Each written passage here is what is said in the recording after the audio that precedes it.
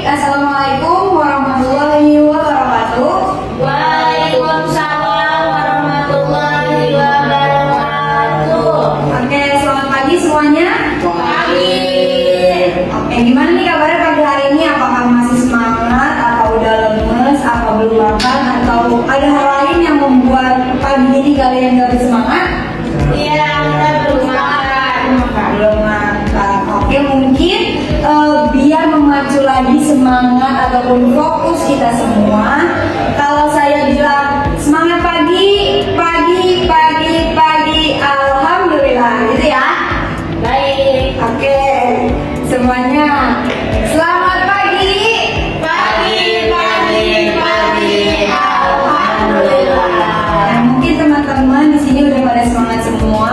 Belum tahu nggak? Oh ya, mungkin sebelum kita lanjut kepada materi yang akan saya bawakan, udah ada yang kenal saya siapa? Belum.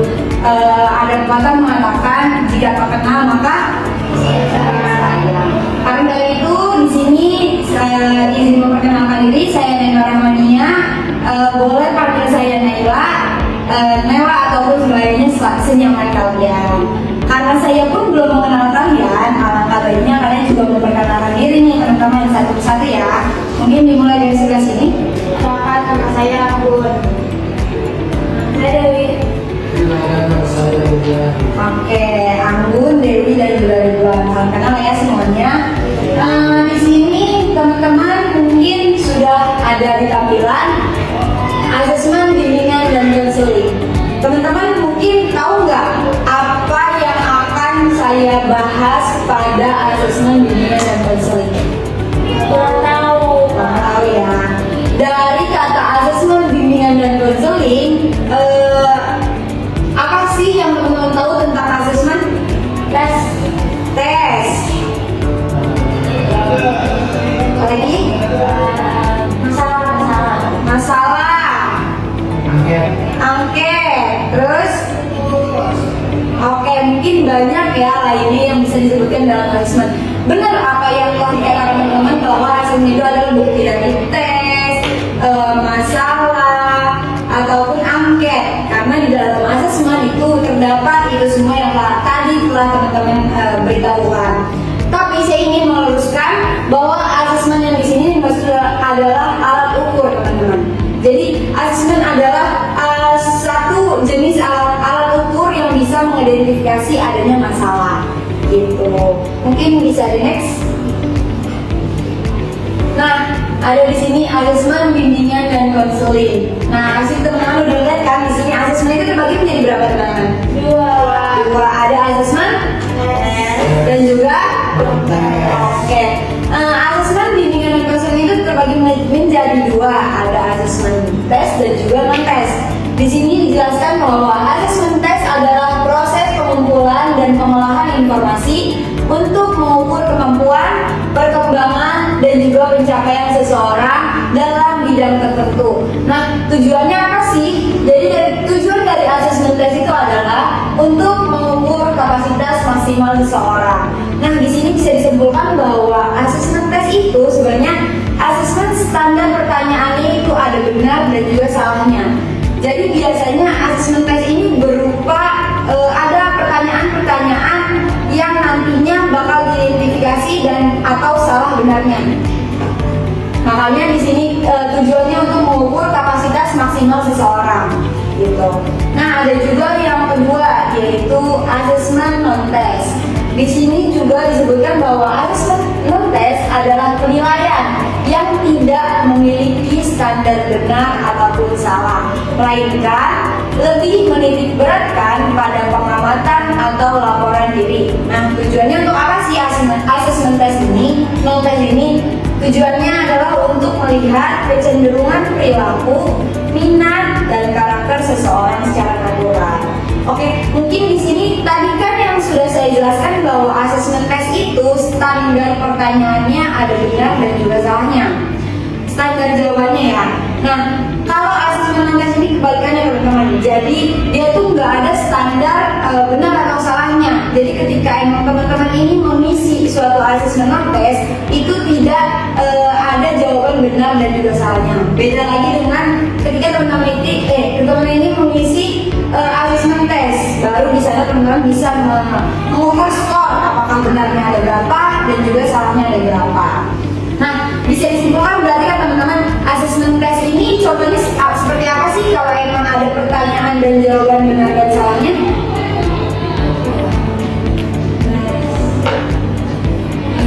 Biasanya teman-teman kalau di sekolah nih, biasanya guru tuh masih apa sih? IQ itu masuknya loh. Bisa masuk. Di sekolah kita biasanya ada ujian nih teman-teman. Dimana ujiannya itu kan ada UAS, ada UTS maupun ujian harian. Yang biasanya seorang pendidik itu memberikan suatu pertanyaan yang nanti bakal dijawab oleh teman-teman. Nah, itu bisa kita ukur kan bahwa nanti pertanyaan yang ibu guru pendidik itu berikan dan teman-teman jawab itu ada standarnya, benar dan juga salah. Nah, itu bisa kita sebut dengan asesmen tes. Nah, untuk asesmen tes ini udah teman-teman bisa pahami? Bisa ya? Dilanjut dengan asesmen non tes. Kalau tadi asesmen tes ada standarnya benar atau salahnya, beda hal dengan asesmen non tes. Karena asesmen non tes ini nggak ada standar benar atau salahnya. Contohnya apa? Teman tahu? Tes minat itu nggak ada benar atau salah. Tes minat itu wawancara. Apalagi? Bakal Apa? observasi. Nah, itu bisa. Karena yang di sini tagline-nya itu apa sih teman-teman? Non-tes itu menitik beratkan pada pengamatan. Dimana yang sudah disebutkan tadi sama teman kalian Dewi bahwa observasi maupun wawancara itu bagian daripada asesmen non-tes. Karena di situ kan kita mengukur atau menitik beratkan pada suatu pengamatan. Objek yang mau kita teliti itu namanya kan kita juga nggak ada standar benar ataupun salahnya. Itu mungkin teman-teman dari macam-macam jenis-jenis asesmen bimbingan konseling ini yang ada dua. Teman-teman apakah sudah cukup memahami? Sudah ya. Oke, bisa next. Nah, teman-teman, penjelasan yang kedua yaitu ada jenis-jenis asesmen BKTS. Nah, benar tadi yang yang sudah saya sampaikan bahwa dalam sekolah itu kita ada yang namanya ujian UTS maupun UAS ataupun ujian harian. Nah, itu kan bisa berupa tes tulis, tes lisan, itu kan masuk ke dalam ujian-ujian yang biasa kita hadapi ketika sekolah berlangsung gitu teman-teman. Nah, di sini ada nih jenis-jenis asesmen BK, mulai dari tes tulis, tes lisan, tes minat maupun tes bakat. Nah, tes tulis teman-teman pasti sudah kan yang namanya melakukan atau pernah menjalani yang namanya tes tulis. Benar, ketika mau masuk perkuliahan mungkin apakah teman-teman mengikuti tes tulis? Mengikuti. Ketika teman-teman waktu SMP mau masuk SMA, teman-teman mengikuti kan yang namanya tes tulis. Ya. Nah, itu juga bisa termasuk dalam jenis-jenis asesmen BKTS, di mana di dalamnya tes tulis itu ada pilihan gandanya maupun esai yang dapat diukur salah benarnya. Gitu. Yang kedua ada tes lisan. Mungkin nggak jauh dari yang namanya pendidikan. Gitu. Tes lisan juga kadang kita sering lakukan, bahkan sampai di titik perkuliahan pun kita masih menjalani namanya tes lisan gitu. Benar teman-teman? Betul. Tes lisan juga itu namanya bisa mengukur ketika pertanyaan yang dilontarkan oleh seorang pendidik maupun jawaban yang dilontarkan oleh kita sebagai peserta didik itu bisa mempunyai standar benar atau salahnya. Makanya tes lisan ini masuk ke dalam jenis-jenis asesmen BKTS. Nah, yang selanjutnya itu ada tes minat. Kenapa sih tes minat ini masuk ke dalam asesmen BKTS? Ada yang tahu? Kurang tahu. Nah, kenapa tadi mungkin ada yang sedikit yang keliru ya teman-teman, bahwa tes minat ini tadi ada yang menyebutkan bahwa dia masuknya ke dalam non-tes nih, karena kan pengamatan gitu. Karena kan nggak ada standar salah atau benarnya. Nah, tes minat dan bakat ini bisa teman-teman ada standar salah atau benarnya. ketika emang kita mengisi tidak sesuai apa yang emang didasari oleh keinginan kita, minat kita atau bakat kita, itu hasilnya mungkin tidak sesuai dengan minat atau bakat kita nantinya gitu. Makanya kenapa tes minat dan bakat ini masuk ke dalam jenis-jenis asesmen BKTS gitu. Dari jenis-jenis asesmen BKTS apa ada yang ingin ditanyakan? Tidak ada. Cukup. Oke, bisa kita next. Nah, sudah kita lewati tadi jenis-jenis asesmen BK test. Sekarang dilanjut dengan jenis-jenis asesmen BK non test. Yang sudah disebutkan di awal bahwa ada observasi, ada wawancara, ada angket, AU, IPP, BCM, AKPD dan juga sosiometri. Banyak sekali teman-teman kalau jenis dari asesmen BKTS ini. Nah, tapi di sini ingin saya jelaskan satu persatu bahwa kenapa sih ini observasi, wawancara dan sampai sosiometri ini masuk ke dalam asesmen BKTS ini. Nah, yang pertama observasi. Teman-teman tahu nggak sih observasi itu apa? Mengamati. Terus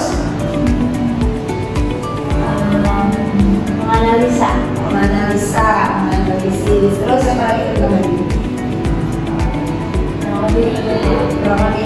Mungkin observasi ini betul yang dikatakan oleh teman kalian bahwa observasi ini mengamati, menganalisis. Menganalisis apa sih? Permasalahan. Nah, benar apa yang dikatakan teman kalian bahwa observasi ini adalah salah satu proses pengamatan atau penganalisisan terkait suatu objek yang mau kita ukur gitu ya teman-teman. Yang kedua ada pun wawancara. Wawancara seperti apa sih teman-teman? Ada yang tahu nggak? Tanya jawab. Tanya jawab.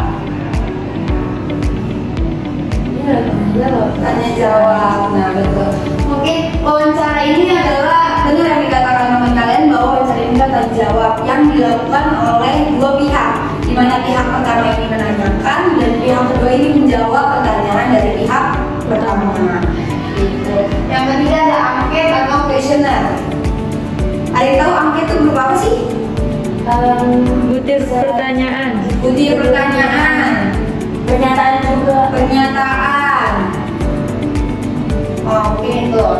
Angket atau questionnaire itu bisa berupa butir-butir pertanyaan teknis yang bakal bisa dipakai untuk observasi maupun wawancara. Jadi bisa nih teman-teman memakai angket atau questionnaire untuk observasi maupun wawancara ke salah satu tempat yang ingin teman-teman amati atau analisis gitu. Jadi angket dan questionnaire ini gak cuma berupa kertas saja teman-teman yang bisa dibagikan kepada orang-orang yang ingin diamati atau lingkungan setempat yang kita ingin amati, tapi angket dan questionnaire ini bisa berupa digital gitu, bisa melalui digital, nggak cuma lewat kertas aja.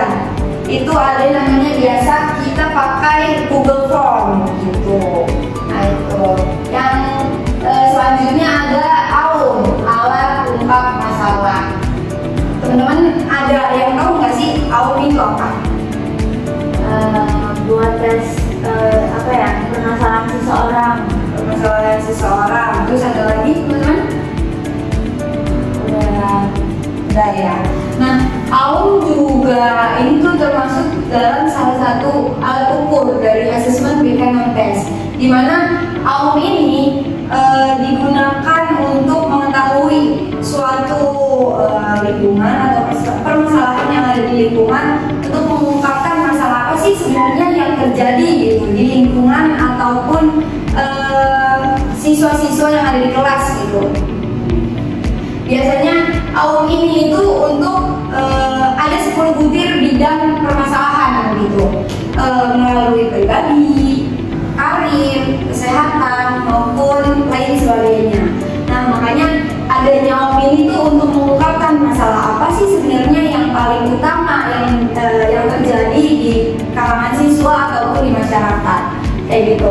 Selanjutnya ada ITP, inventory tugas perkembangan. Nah sebenarnya ini juga merupakan salah satu jenis asesmen, gak jauh dari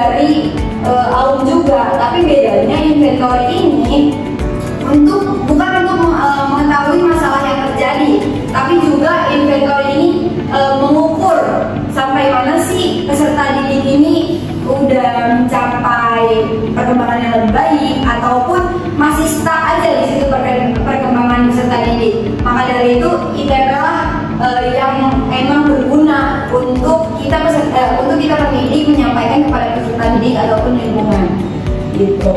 Mungkin yang selanjutnya ada DCM, daftar cek masalah. Nah, sebenarnya sama halnya dengan AUM juga, tapi bedanya daftar cek masalah ini untuk apa ya? Merangsang sebenarnya, merangsang peserta didik ini mengakui atau oh ternyata saya ini punya masalah loh di bagian di bidang ini gitu. Jadi bedanya dengan AUM, kalau AUM kan untuk mengetahui suatu masalah yang paling menonjol pada peserta didik, tapi DCM ini untuk mengetahui agar peserta didik ini tahu bahwa ini tuh ada masalahnya loh, ini tuh terkena masalah gitu teman-teman.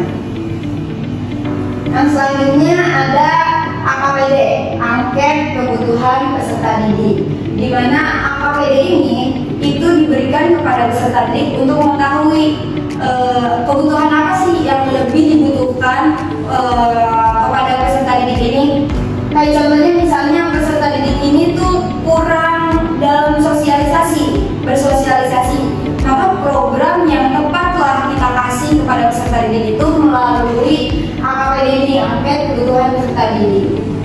Nah, yang terakhir ada sosiometri. Sosiometri itu mungkin berbeda dari lainnya karena sosiometri ini hanya mengukur interaksi atau dinamika yang ada di sekelompok orang aja. Beda dengan AUM, TP, DCM ataupun AKPD. Karena sosiometri ini hanya mengukur hubungan antara individu dengan kelompok tempat dia berkehidupan gitu, contohnya di dalam kelas gitu. Mungkin teman-teman ada yang ingin ditanyakan tentang jenis-jenis asesmen BK Anotes ini dari ke 8 jenis. Tidak ada. Berarti udah cukup dipahami ya teman-teman ini? Sudah. Oke, mungkin next. Oke teman-teman, dari banyaknya jenis asesmen BK tes, jenis asesmen BK non-tes, jadi sebenarnya apa sih yang hari ini bakal kita bahas dan telusuri lebih dalam lagi? Ada yang tahu teman-teman? Itu maksudnya. Oke, betul. Benar teman-teman, kita dari banyaknya jenis asesmen BK tes maupun non-tes, kita akan membahas salah satunya, bahwa kita hari ini akan membahas atau menelusuri lebih dalam lagi terkait dengan sosiometri. Tadi kan sudah saya singgung dan jelaskan sedikit tentang sosiometri ini. Teman-teman masih ingat nggak? Apa itu sosiometri? Buat apa ya? Mendeteksi gitu interaksi antara individu satu dengan individu lainnya. Oke, betul. Ada lagi teman-teman ingin jawab? Sudah cukup? Cukup ya? Mungkin benar teman-teman apa yang dikatakan oleh teman kalian bahwa sosiometri ini salah satu asesmen BK non-tes nih yang dimana digunakan untuk mengukur interaksi atau hubungan antara individu dengan kelompok bermainnya atau pergaulannya gitu. Nah, di sini juga disebutkan bahwa sosiometri ini adalah suatu metode kuantitatif yang digunakan untuk mengukur, memetakan, dan menganalisis hubungan sosial serta dinamika interpersonal antar individu di dalam suatu kelompok. Nah, benar kan teman-teman? Berarti sosiometri adalah untuk menganalisis atau alat ukur untuk menganalisis suatu hubungan individu dengan kelompok sosialnya, gitu. Nah, metode ini pertama kali diperkenalkan oleh Jacob L. Moreno pada tahun 1935. Dari pengertian sosiometri ini sudah dicukupkan? Sudah mengerti ya berarti sosiometri ini apa? Sudah, bisa di next. Nah, di sini ada beberapa fungsi dari sosiometri. Tadi kan sudah dijelaskan ya teman-teman bahwa sosiometri itu untuk mengukur hubungan individu dengan kelompok sosialnya. Nah, di sini juga ada fungsi dari sosiometri sosiometri. Dalam dunia pendidikan dalam bimbingan konseling, sosiometri ini berfungsi sebagai instrumen non-tes. Untuk apa sih? Yang pertama itu untuk memetakan interaksi, melihat siapa yang disukai, dihindari, dan menjadi pusat perhatian dalam kelompok. Nah, sosiometri ini juga bisa berfungsi untuk memetakan interaksi gitu. Nah, di sini kan melihat siapa yang disukai. Nah, dari sosiometri ini kita bisa tahu nih siapa sih teman kita di kelas misalnya, teman-teman. Di kelas siapa sih yang paling disukai sama teman-teman kelasnya? Siapa sih emang yang dihindari sama teman-temannya, ataupun siapa yang paling tidak disukai dan tidak mendapat perhatian sama sekali gitu. Tidak disukai dan juga tidak dihindari, tapi dia tidak mendapat perhatian. Itu tuh kita bisa menggunakan sosiometri ini sebagai salah satu alat ukur untuk mengetahui hubungan sosialnya bagaimana. Makanya dari itu fungsi yang pertama yaitu memetakan interaksi gitu.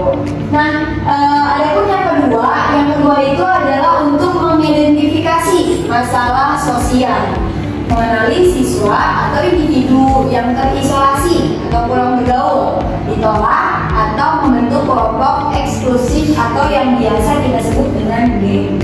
Pasti banyak banget nih dari kita SD, SMP, SMA, bahkan kita menduduki bangku perkuliahan gitu, banyak sekali yang mana dalam suatu kelas gitu memiliki kelompok eksklusif yang biasa kita sebut dengan geng. Pasti di sini teman-teman juga mempunyai sekelompok eksklusif itu kan teman-teman. Nah, sebenarnya itu emang tidak diperbolehkan teman-teman, bukan tidak diperbolehkan, akan tetapi tidak disarankan untuk kita mempunyai kelompok eksklusif yang emang yang dapat mengisolir orang lain gitu. Boleh mempunyai kelompok eksklusif, akan tetapi kita jangan sampai tidak memperhatikan teman-teman kita di sekelilingnya. Apakah dia kurang perhatian, apakah dia kurang dalam berinteraksi, itu seharusnya kita mengajak daripada teman-teman kelas kita ini untuk saling merangkul, teman-teman. Nah, di sini juga fungsi dari sosiometri itu mengidentifikasi masalah sosial. Kita bisa melihat apakah teman kita ini kurang dalam belajarnya, apakah teman kita ini emang tidak pandai bersosialisasi, apakah teman kita ini dihindari karena emang dia tidak bisa bersosialisasi. Itu bisa kita menggunakan yang namanya asesmen sosiometri ini gitu. Nah, yang selanjutnya fungsi dari sosiometri ini juga meningkatkan dinamika kelompok, membantu guru atau konselor memberikan intervensi yang tepat untuk menciptakan lingkungan belajar yang positif. Nah, dari fungsi sosiometri ini kita yang namanya pendidik itu bisa meningkatkan dinamika kelompok, yang mana tadinya mungkin di dalam suatu lingkungan sosial kelas itu ada yang namanya kelompok eksklusif, yang namanya ada siswa yang paling tidak disukai, siswa yang paling ditakuti, siswa yang paling dihindari. Itu gimana caranya seorang pendidik ini bisa menyatukan kembali, tidak ada yang namanya dihindari, tidak ada yang namanya kelompok eksklusif. Itu bisa kita menggunakan sosiometri karena salah satu fungsinya yaitu untuk meningkatkan dinamika kelompok gitu. Mungkin ini saja fungsi dari sosiometri. Bisa next. Oke, mungkin tadi definisi dan juga fungsi telah saya jelaskan dan teman-teman sudah cukup memahami. Kita lanjut kepada kelemahan dan kelebihan daripada asesmen sosiometri ini.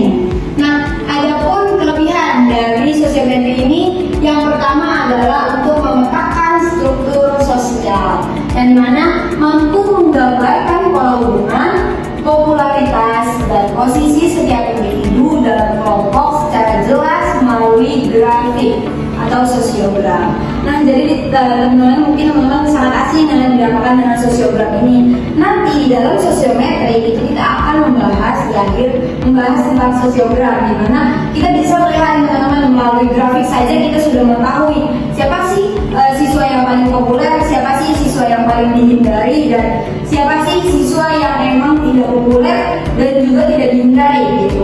Maka dari itu kelebihan dari sosiometri ini bisa salah satunya bisa memetakan struktur sosial melalui grafik saja gitu. Nah, yang kedua kelebihannya yaitu untuk deteksi dini masalah sosial, membantu mengidentifikasi individu yang terisolasi atau terasingkan atau mengalami masalah penyesuaian diri dalam kelompok. Nah, sosiometri ini kelebihannya juga bisa mengidentifikasi masalah dini. Jadi kita bisa langsung mengetahui dengan cara sosiometri, kita bisa mengetahui siswa ini kurang loh, potensinya kurang dalam bersosialisasi. Siswa ini kurang cepat loh dalam menangkap suatu materi. Maka dari itu dia mungkin tidak disukai oleh teman-temannya karena dia mempunyai kelemahannya itu susah lama dalam untuk menangkap materi dari guru gitu. Nah, salah satu kelebihannya yaitu kita bisa mendeteksi langsung masalah sosial dari kelompok kelas ini gitu. Nah, yang kelebihan yang selanjutnya yaitu acuan intervensi, di mana membantu guru atau seorang konselor dalam memperbaiki struktur pergaulan, membentuk kelompok belajar yang efektif dan juga meningkatkan partisipasi sosial. Nah, kelebihan daripada sosiometri juga acuan intervensi, di mana seorang pendidik ini bisa loh namanya memecahkan masalah dalam sosial ruang kelas ini yang tadinya ada siswa yang disukai ataupun tidak disukai, itu bisa kita satukan kembali gitu melalui sosiometri ini. Karena dengan sosiometri kan kita mengetahui ya teman-teman siapa sih yang tidak disukai dan siapa yang dihindari gitu. Nah, kelebihan selanjutnya yaitu kuantitatif dan kualitatif, bersifat terukur, namun hasilnya sangat baik dipadukan dengan analisis kualitatif untuk pemahaman yang lebih komprehensif. Kuantitatif itu kan berdasarkan data, dan juga kualitatif itu kan berdasarkan pengamatan kita langsung gitu. Jadi sosiometri ini juga bisa kelebihannya itu bisa kuantitatif dan juga kualitatif. Kita bisa menyertakan data, tapi kita juga punya gitu hasil dari pengamatan yang cukup jelas dan bisa dijelaskan langsung kepada kelompok sosial dalam kelas ini gitu. Mungkin dari kelebihan sosiometri kita alihkan kepada kelemahan dari sosiometri. Selain sosiometri punya kelebihan, dia juga mempunyai beberapa kelemahan teman-teman. Yang pertama yaitu rentan terhadap bias.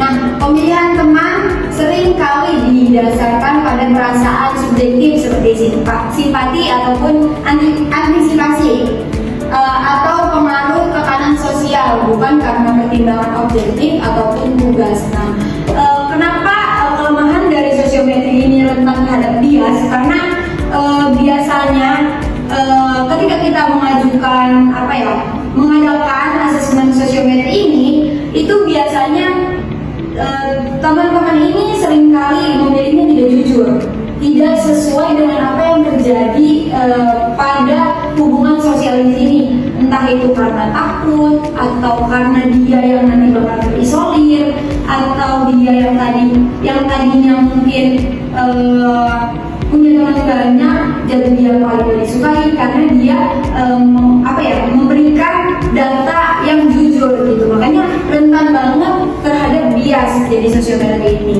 Nah, yang kedua adalah masalah kerahasiaan.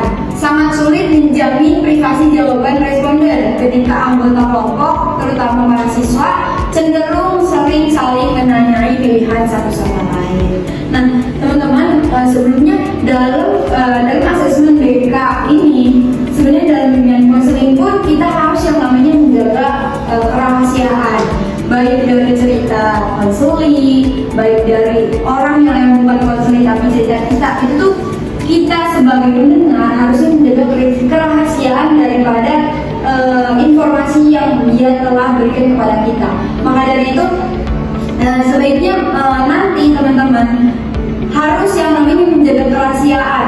Nanti kan mungkin ada pertanyaan yang bakal saya berikan dari contoh asesmen sosiometri ini, dan teman-teman ini nggak boleh namanya nyontek, nggak boleh yang menjawab itu asal-asalan dan mengikuti jawaban temannya, nggak boleh yang namanya tidak sesuai hati teman-teman, itu tuh nggak boleh. Dan juga teman-teman ini nggak seharusnya menanyakan gitu, apa sih jawaban teman-teman tadi yang telah ditulis, itu tuh menjadi rahasia teman-teman sendiri, nggak boleh disebarluaskan karena itu bersifat privasi. Makanya kelemahan dari sosiometri ini adalah masalah kerahasiaan, karena mungkin yang namanya siswa itu seringkali siapa sih tadi yang kamu pilih, siapa sih yang gak kamu sukain gitu. Itu tuh nggak boleh teman-teman, harus selalu dijaga kerahasiaan. Nah, kelemahannya selanjutnya yaitu ketergantungan partisipasi. Keakuratan data menurun drastis jika seluruh anggota kelompok tidak berpartisipasi penuh dalam pengisian instrumen. Nah, seringkali instrumen ini kan yang sudah tadi saya berikan bahwa nggak cuma dari selembar kertas saja, akan tetapi bisa kita ajukan melalui media digital dari Google Form. Mungkin kalau emang kita tidak teliti, banyak sekali teman-teman yang melewatkan gitu, tidak semuanya itu mengisi. Tapi kalau emang kita menggunakan selembar kertas, kita bisa mengetahui siapa aja sih sebenarnya yang nggak isi gitu. Mungkin salah satu kelemahannya yaitu ketergantungan partisipasi. Nah, kelemahan yang terakhir yaitu waktu dan analisis. Membutuhkan waktu yang tidak sebentar untuk mengumpulkan data dan menganalisis polanya secara akurat. Nah, waktu dan analisis sebenarnya waktu pengisian sosial medianya mungkin sebentar teman-teman. Akan tetapi menganalisis hasil dari pengisian sosial medianya itu membutuhkan waktu yang cukup lama. Enggak semerta-merta kita hari ini pengisian, besok kita udah tahu siapa yang terisolir dan terisolasi. Sebenarnya kayak gitu teman-teman. Makanya kelemahan dari sosial media yaitu waktu dan analisis. Mungkin ini aja kelebihan dan juga kelemahan daripada sosial media. Bisa di next? Oke teman-teman, mungkin kelebihan dari kekurangan itu sudah kita jelaskan, sudah saya jelaskan. Lebih lanjut dengan tata cara penyampaian asesmen. Nah, asesmen yang mau kita bawakan itu kan sosiometri. Tapi teman-teman ini bukan cuma berfokus pada sosiometri saja, tapi tata cara penyampaian asesmen ini bisa melalui yang tadi asesmen tes maupun non tes. Tapi ini saya mau menjelaskan atau gimana sih caranya menyampaikan asesmen ini kepada siswa agar siswa itu mengerti gitu. Dimulai mungkin dari salam seperti biasa ya teman-teman, ketika kita memasuki ruang kelas atau lingkungan yang kita mau berikan asesmen, kita sebaiknya mengucapkan salam seperti assalamualaikum warahmatullahi wabarakatuh kayak gitu ya. Yang kedua adalah attending. Attending itu hanya pendekatan aja sebenarnya kita dengan audiens gitu. Jadi gimana caranya audiens ini nggak merasa tegang dan merasa tidak canggung gitu dengan kita, maka diadakannya attending seperti gimana nih kabarnya hari ini, apakah masih semangat. Nah, itu bagian dari attending. Yang ketiga adalah perkenalan diri. Nah, karena kalau kita ingin menyampaikan asesmen itu, seringkali kan kita nggak tahu, belum mengenali tempat yang akan kita berikan asesmen. Maka dari itu perlu yang namanya perkenalan diri. Seperti perkenalkan, nama saya Naila Rahmania, saya dari jurusan Bimbingan Konseling Islam, dan juga yang keempat adalah menjelaskan asal instansi. Nah, dilanjut dari perkenalan diri, kemudian memperkenalkan, menjelaskan asal instansi kayak Assalamualaikum warahmatullahi wabarakatuh. Gimana nih kabarnya teman-teman hari ini? Perkenalkan, nama saya Naila Rahmania, berasal dari jurusan Bimbingan Konseling Islam, UIN Sultan Maulana Hasanuddin Banten. Gitu. Nah, sudah menjelaskan asal instansi, kemudian menjelaskan tujuan. Jadi teman-teman, tujuannya itu untuk apa sih berdiri di sini, berdiri di depan siswa di audiens. Jelaskan tujuan kita datang ke sini ingin memberikan angket untuk asesmen gitu. Bertujuan untuk memberikan asesmen itu harus dijelaskan. Tujuan kita untuk apa dan apa sih kegunaan asesmen ini, itu dijelaskan. Nah, yang selanjutnya itu adalah menjelaskan jenis asesmen. Nah, karena di sini saya menyontohkan untuk menyampaikan asesmen sosiometri, maka di sini saya akan menjelaskan apa itu asesmen sosiometri. Misalnya kayak tujuan saya di sini untuk menyampaikan angket ataupun kuesioner tentang sosiometri, di mana sosiometri ini salah satu asesmen Dekano tes ataupun alat ukur yang digunakan untuk mengukur hubungan individu dengan hubungan sosialnya atau interaksinya. Gitu. Nah, kemudian yang selanjutnya adalah menjelaskan tujuan asesmen sosiometri. Nah, seperti kayak gini, tujuan saya menyampaikan asesmen sosiometri untuk mengukur hubungan memberikan interaksi atau dinamika yang ada di sini per individu kepada hubungan sosial kelompoknya, kayak gitu. Jadi tujuan dari asesmen ini itu untuk mengukur hubungan sosial individu dengan individu lainnya. Maka dari itu saya ingin menyampaikanlah asesmen sosiometri ini. Nah, yang selanjutnya adalah untuk menjelaskan teknis. Nah, misalnya kan jenis asesmen angket ataupun kuesioner itu terbagi menjadi dua, melalui digital bisa ataupun melalui selembar kertas itu bisa. Nah, misalnya di sini saya menyampaikan sosiometrinya menggunakan angket, gitu ya, kuesioner. Menjelaskan teknisnya bahwa di selembaran ini teman-teman bisa mengisi nama, kelas ataupun nomor absen. Nah, nanti di dalam kertas ini terdapat butir-butir pertanyaan yang dimana teman-teman ini mengisinya harus sesuai dengan keadaan objektif yang ada di kelas. Apakah teman-teman benar-benar tidak menyukai orang itu ataupun teman-teman sangat-sangat menyukai orang itu. Nah, gitu. Jadi mengisinya harus dengan sesuai keadaan objektif yang berlangsung di kelas ini, kayak gitu. Nah, setelah menjelaskan teknis itu bisa menjelaskan yang ada di panduannya ataupun langsung bisa merapikan kayak teman-teman nih, sebelum menanyakan kesiapan teman-teman harus melihat dulu keadaan di kelas ini apakah sudah rapi, karena jarak duduknya itu harus juga diatur per keramik gitu ya teman-teman, per ubin. Jadi jaraknya ubin 1 kosong, ubin satunya keisi, ubin satunya kosong, ubin satunya keisi, kayak gitu. Nah, dan juga di sini harus menyiapkan alat tulis saja, karena kan selembar kertasnya sudah, jadi segala apapun yang ada di atas meja kalian itu harus disimpan ke dalam tas, dan teman-teman ini hanya menyiapkan alat tulis, pulpen ataupun pensil. Nah, setelah sudah rapi, keadaan sudah kondusif, dan teman-teman ini sudah mengetahui tata cara pengisian kuesioner atau angket ini, boleh langsung ditanyakan kesiapan. Apakah teman-teman sudah siap mengisi daripada angket sosiometri ini? Kalau dirasa teman-teman sudah mengaku siap, barulah dimulai dengan berdoa.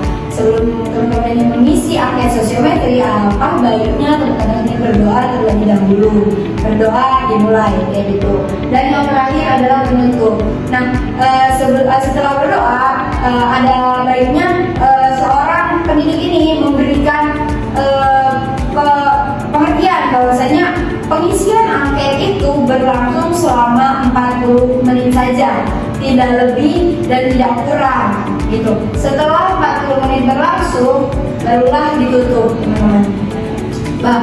Dijelaskan bahwa isi ataupun yang teman-teman telah isi tadi itu akan dijaga kerahasiaannya dan tidak ada yang mengetahui kecuali saya sendiri, kayak gitu teman-teman. Kita harus meyakinkan bahwa angket ini tidak tersebarluaskan agar tidak ada lagi yang namanya kebocoran kerahasiaan, gitu. Maka dari itu harus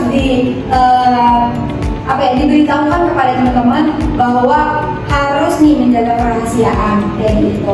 Mungkin tata cara penyampaian asesmen ini sudah saya jelaskan. Saya ingin mencoba teman-teman satu persatu untuk menyampaikan tata cara penyampaian asesmen. Ini yang pertama, Dewi duluan, boleh. Boleh ya Kak, kalau mengadukan Ya, sambil lihat aja.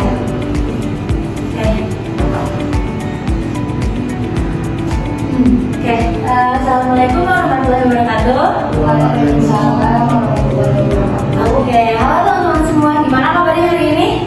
Baik ya. Oke, mungkin di sini karena saya pertama kali datang ke kelas ini, ke forum ini, saya ingin memperkenalkan diri terlebih dahulu ya, supaya nanti kita bisa berinteraksi dengan nyaman tentunya. Izin memperkenalkan diri, nama saya Dewi Suharyani. Teman-teman semua bisa panggil saya dengan panggilan Dewi aja.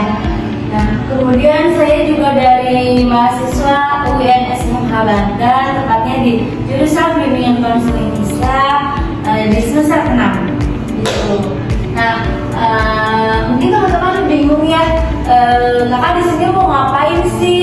Nah, di sini tuh sebetulnya saya diamanahkan oleh guru BK teman-teman untuk bisa menganalisis gitu, untuk bisa mengamati interaksi antar pertemanan di sini gitu, interaksi belajarnya, interaksi bermainnya. Nah, dengan apa? Dengan salah satu asesmen yang telah saya pelajari, yaitu sosiometri. Nah, ada yang tahu nggak sosiometri itu apa?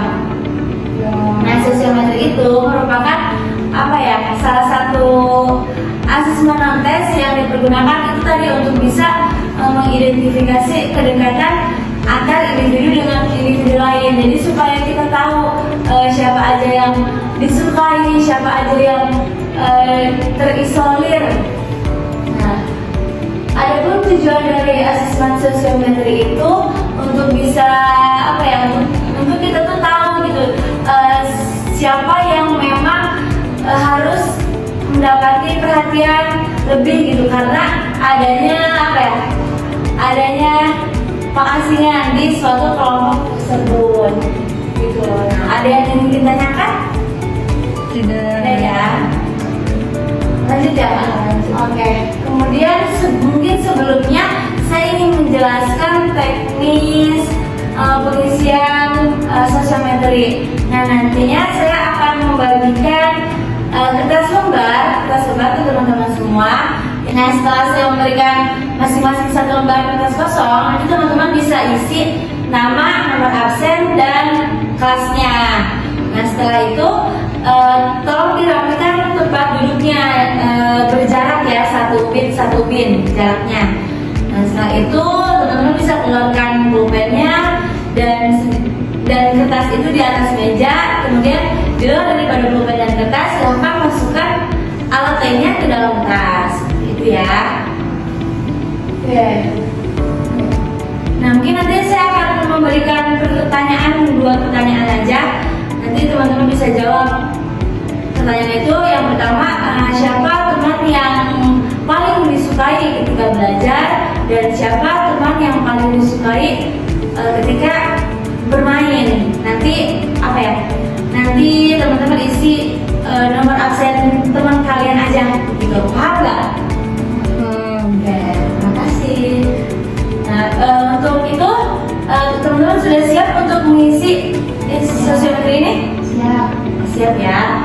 Nah, sebelum kita memulai, alangkah baiknya kita berdoa terlebih dahulu supaya pengisian sosiometri kalian itu bisa berjalan dengan lancar tanpa ada hambatan apapun ya. Berdoa dalam hati, mulai. Oke, nah, selesai. Nah, silahkan teman-teman isi, dan waktu pengisiannya yaitu 40 menit aja. Nanti setelah 40 menit teman-teman bisa kumpulkan. Saya akan ambil kertas dari masing-masing teman-teman. Oke, mungkin saya tekankan lagi, tenang aja, sosiometri ini akan saya jaga kerahasiaannya dan tidak akan disebarluaskan, hanya untuk kebutuhan saya sendiri, supaya nantinya ada program yang bisa mewadahi dari kelas ini gitu. Ini cukup sekian dari saya. Wassalamualaikum warahmatullahi wabarakatuh. Oke, terima dulu teman-teman semuanya. Terima kasih dari ini. Mungkin teman-teman sudah mengerti ya bagaimana sih tata cara penyampaian asesmen, salah satu asesmen ini yaitu sosiometri, dari tadi yang telah dicontohkan oleh Dewi. Mungkin sekiranya teman-teman ini sudah paham gitu cara penyampaiannya. Dan saya tekankan bahwa pengisian sosiometri ini yang tadi kekurangannya itu adalah terkait dengan waktu. Jadi ketika emang teman-teman sudah mendapatkan datanya, itu dikelola dengan baik, asal agar hasilnya tidak keliru gitu, siapa yang bakal terisolir dan juga terpopuler gitu. Mungkin dirasa cukup. Di next. Oke, mungkin teman-teman tadi cara penyampaian asesmennya sudah dijelaskan, dan sudah saya rasa teman-teman ini sudah cukup mengerti. Adapun dari tabulasi sosiometri, nah ini kan ada beberapa kelompok ya teman-teman. Gini, tabulasi ini kenapa bentuknya ada saya bilang dipilih dan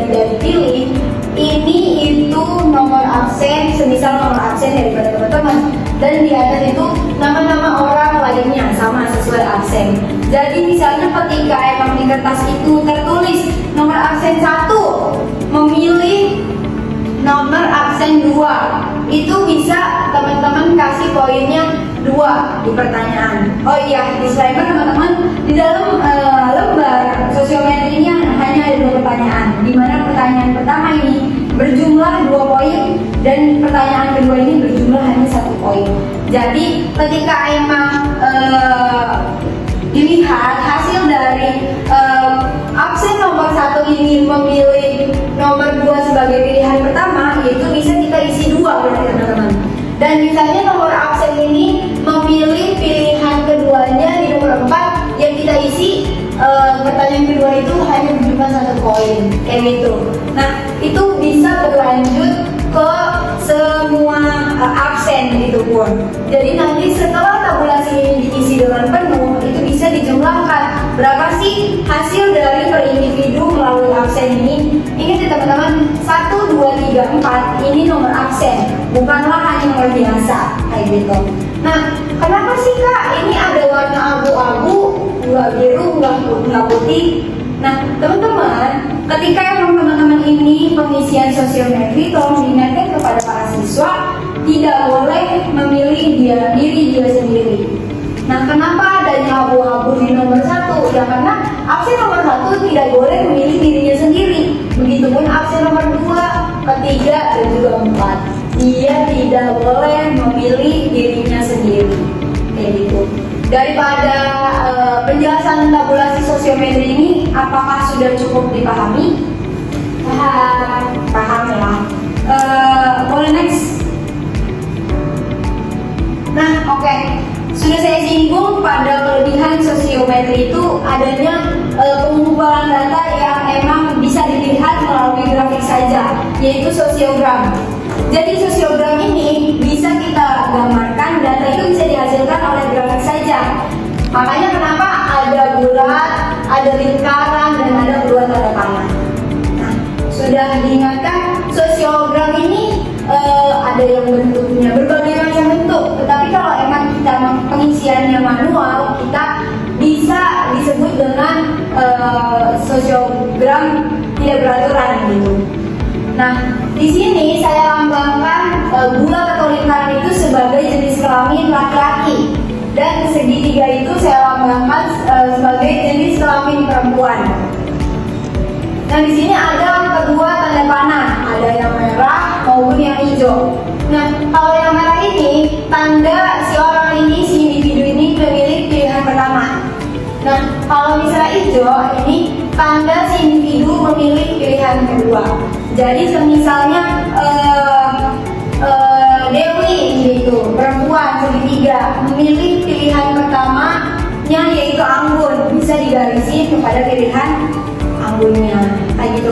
Mungkin sosiogram ini bakal saya lebih jelaskan pada pertemuan selanjutnya ya teman-teman, karena mungkin pertemuan kali ini saya hanya diberi waktu sedikit saja. Maka pada pertemuan selanjutnya saya akan menjelaskan lebih rinci lagi bagaimana sih cara pengelolaan hasil data sosiometri, mulai dari tabulasi, sosiogram, dan siapa aja hasil-hasil dari yang terisolir maupun yang terpopuler.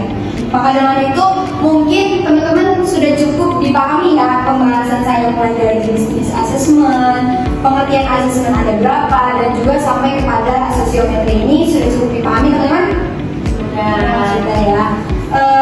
Mungkin dari saya hari ini sudah saya cukupkan, kurang dan lebihnya mohon dimaafkan karena kita di sini sama-sama belajar juga ya teman-teman. Wassalamualaikum warahmatullahi wabarakatuh.